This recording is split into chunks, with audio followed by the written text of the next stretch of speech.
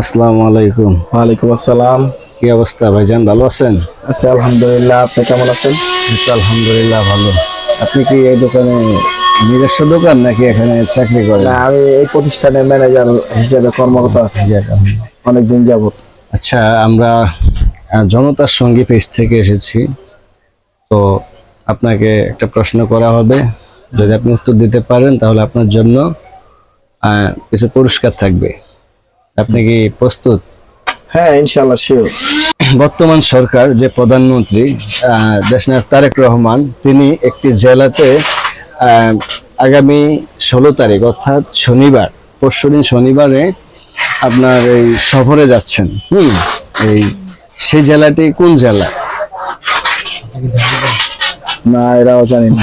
নতুন করে আপনাকে একটি প্রশ্ন করা হচ্ছে, সেটি হলো বাংলাদেশ সরকারের বর্তমান যে প্রধানমন্ত্রী দেশনায়ক তারেক রহমান, তার জন্মস্থান কোন জেলা এবং তার বাবার নাম কি?